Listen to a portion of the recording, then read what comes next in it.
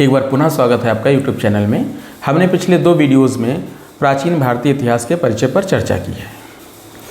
आज हम मध्यकाल की चर्चा करेंगे, मध्यकाल के परिचय की चर्चा करेंगे।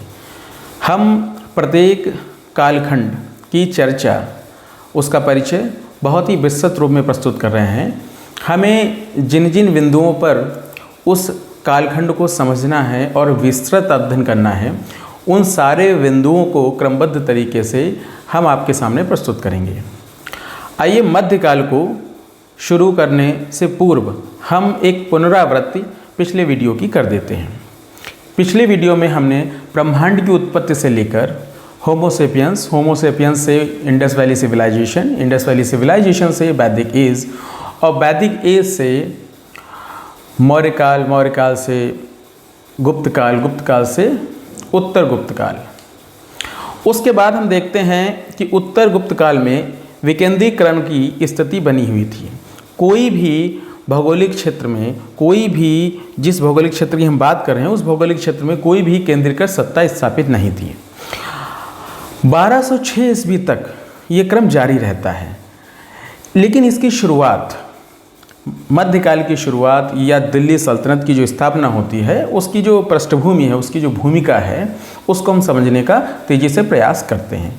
आइए शुरू करते हैं।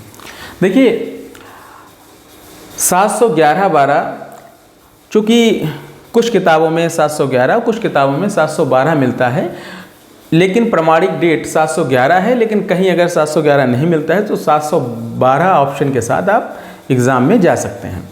711-12 ईस्वी कॉमन इरा में एक आक्रमणकारी आता है, मोहम्मद बिन कासिम। मोहम्मद बिन कासिम भारत में, भारतीय उपमहाद्वीप में आक्रमण करने वाला प्रथम अरब या मुस्लिम आक्रमणकारी था। एक ये प्रश्न है, इस प्रश्न को बहुत ध्यान से समझने की कोशिश करिएगा। उसके बाद मोहम्मद बिन कासिम के लगभग आक्रमण के लगभग 300 वर्षों के बाद 1000 कॉमन इरा के आसपास महमूद गजनबी नाम का दूसरा आक्रमणकारी आता है। उसके लगभग 175 वर्ष बाद 1175 ईस्वी में मोहम्मद गौरी नाम का एक नया आक्रमणकारी आता है और पुनः भारत पर आक्रमण करता है। मोहम्मद बिन कासिम, महमूद गजनबी, मोहम्मद गौरी, इन तीनों आक्रमणकारियों का उद्देश्य यहाँ कोई राजनीतिक सत्ता स्थापित करना नहीं था। इनका जो उद्देश्य था वो पूर्ण रूप से लूटमारी करना था, पूर्ण रूप से खजाने को लूटना था, धन को लूटना था। मोहम्मद गौरी ने यहाँ के खजाने को लूटा, लूटने के बाद कुछ क्षेत्रों को जीता और उसके बाद पुनः वापस चला गया। अपने गुलाम कुतुबुद्दीन ऐबक को कुछ क्षेत्रों को दान देकर। उसी कुतुबुद्दीन ऐबक गुलाम ने 1206 ईस्वी में दिल्ली सल्तनत की स्थापना की। दिल्ली सल्तनत के अंतर्गत जो उनकी सामाजिक व्यवस्था थी, जो उसकी राजनीतिक व्यवस्था थी, जो उनकी प्रशासनिक सुधार की व्यवस्था थी, और जो उनकी धार्मिक और अन्य व्यवस्थाएं थी, उनका भी हम विस्तृत रूप से डिटेल में अध्ययन करेंगे। दिल्ली सल्तनत के अंतर्गत हम 5 राजवंशों का अध्ययन करते हैं। पहला राजवंश ऐबक, या इसको हम दास भी कह सकते हैं, गुलाम भी कह सकते हैं, मामलूक वंश भी कह सकते हैं, एलवरी वंश भी कह सकते हैं। बलबन के बाद द्वितीय एलवरी वंश के नाम से जाना जाता है। तो ऐबक वंश, दास वंश, गुलाम वंश, मामलूक वंश, एलवरी वंश, ये अलग अलग नाम क्यों पड़े हैं, जब इसको डिटेल करेंगे तो ठीक से समझेंगे, लेकिन आपको ये सारे नाम याद रखने हैं। उसके बाद इसका शासन जो होता है 1206 ईस्वी से शुरू होकर 1290 ईस्वी तक रहता है, लगभग 84 वर्ष। उसके बाद में आता है खिलजी राजवंश। खिलजी वंश की जो समय सीमा रहती है शासन करने की 1290 से 1320 तक, लगभग 30 वर्ष तक। उसके बाद खिलजी वंश के बाद तुगलक वंश आता है। तुगलक वंश 1320 से 1414 तक, लगभग 94 वर्ष। उसके बाद सैयद वंश आता है 1414 से 1451, लगभग 27 वर्ष। और अंत में लोदी वंश आता है 1451 से 1526, लगभग 76 वर्ष। एक प्रश्न इसमें यह भी बनता है कि इनमें से किस राजवंश ने दिल्ली सल्तनत के अंतर्गत सबसे लंबे समय तक शासन किया। तो जैसा कि जो डिजिट हैं, जो अंक हैं, उनके ही माध्यम से आप समझ सकते हैं तुगलक वंश ने सबसे अधिक समय तक शासन किया और सैयद वंश ने सबसे कम समय तक शासन किया। एक फार्मूला के माध्यम से इन वंशों का जो एक क्रम है उसको आप याद रख सकते हैं। इनमें से किसी भी, चाहे ऐबक हो, चाहे दास हो, गुलाम हो, मामलूक हो, अलवरी हो, इनमें से किसी भी शब्द का पहला अल्फ़ाबेट आप ले सकते हैं। उसके बाद इनमें से कोई अल्फ़ाबेट, पहला अल्फ़ाबेट लेते हुए, जैसे मैंने यहाँ पे गुलाम वंश से लिया है जी, खिलजी वंश से के, तुगलक से टी, सैयद से यस, लोदी से एल। तो यहाँ पे एक फार्मूला है GKTSL। जी फॉर गुलाम वंश, के फॉर खिलजी वंश, टी फॉर तुगलक वंश, एस फॉर सैयद वंश, एल फॉर लोदी वंश। इस तरीके से आप मेमोराइज कर सकते हैं। रिकॉल के लिए एक बेहतर है, जब धीरे धीरे आप इसका अध्ययन करेंगे, बार बार रिवीजन करेंगे, प्रैक्टिस करेंगे, अभ्यास करेंगे, तो स्वतः ही आपको ये याद हो जाएगा। उसके बाद हम देखते हैं कि पानीपत का प्रथम युद्ध 1526।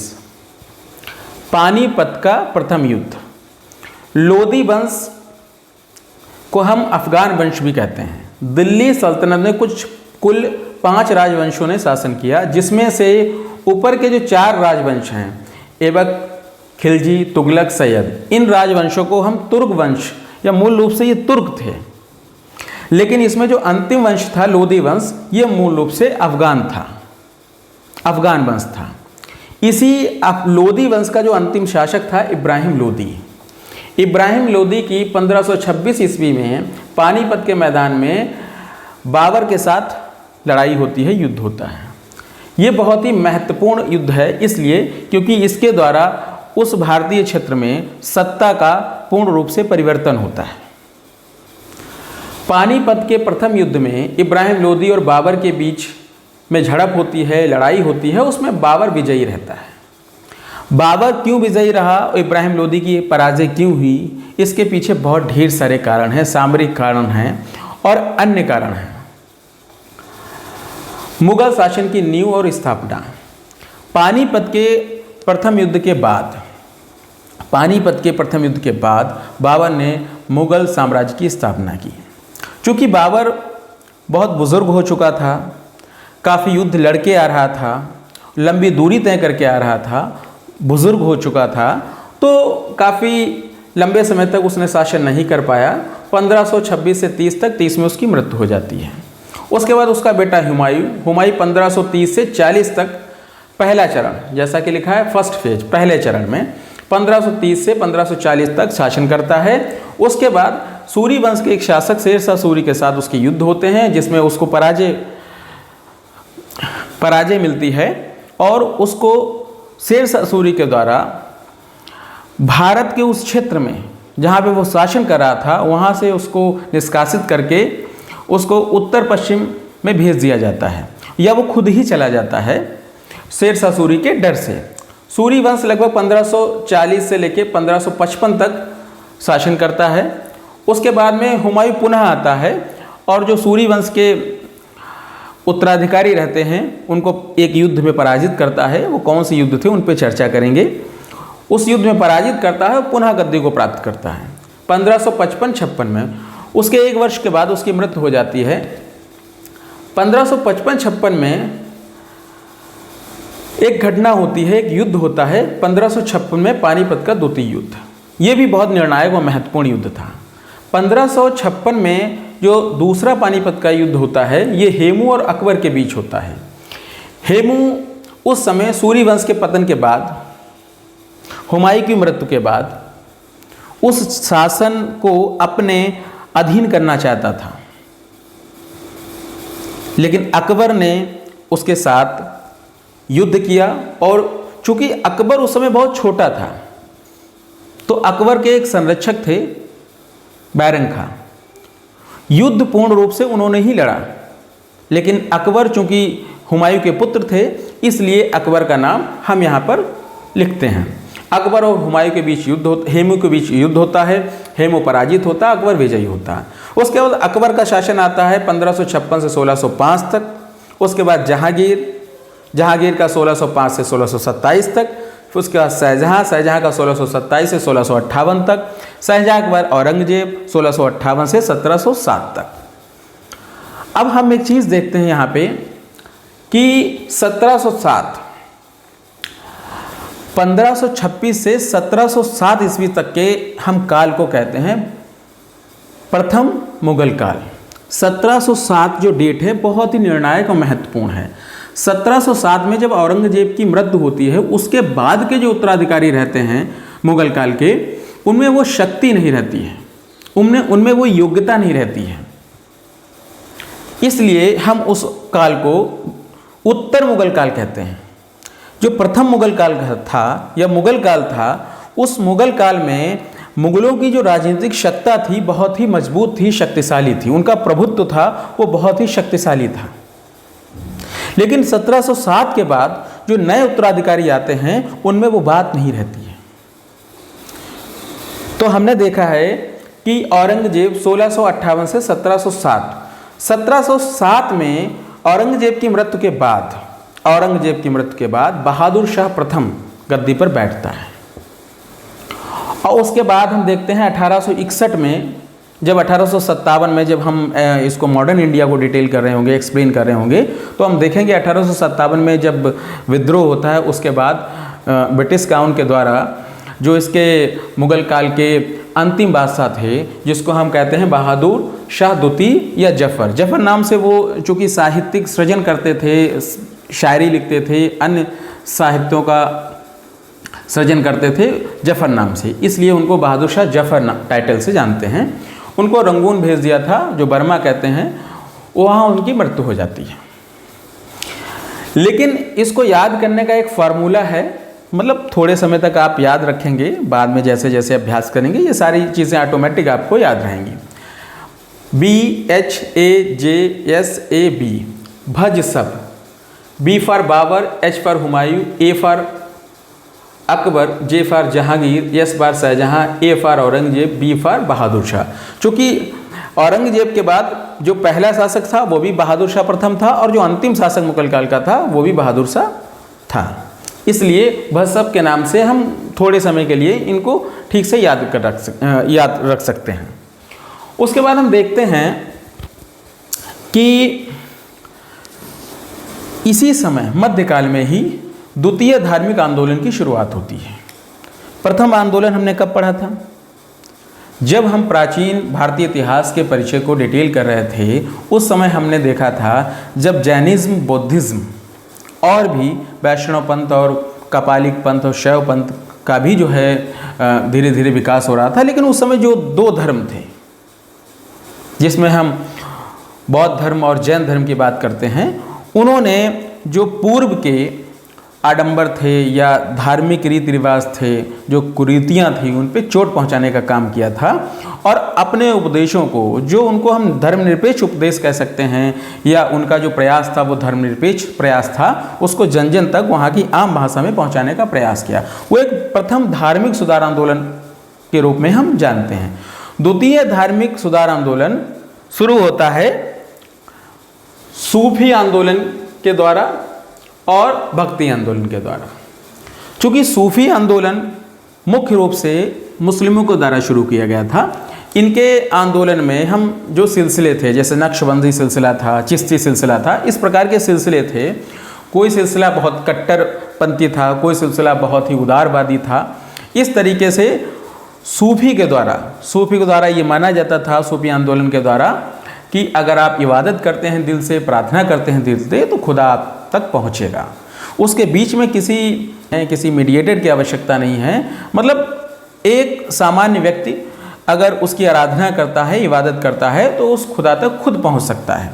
बीच के जो लोग हैं उनको उसने सिरे से खारिज किया। इसी प्रकार जब हम भक्ति आंदोलन को पढ़ते हैं, इसकी उत्पत्ति मुख्य रूप से दक्षिण में हुई। दक्षिण से ये उत्तर तक कैसे पहुंचा, इसको किसने पहुंचाया, रामानंद कौन थे, वल्लभाचार्य कौन थे, रामानुजाचार्य कौन थे, शंकराचार्य कौन थे, इन पे बहुत ही विस्तृत चर्चा करेंगे। इनके कौन कौन से पंथ थे या कौन कौन से सिद्धांत थे, जिन सिद्धांतों को आज पूरा विश्व मानता है, उनके आसपास दर्शन अपनी व्याख्या करता है, उन पे भी हम चर्चा करेंगे।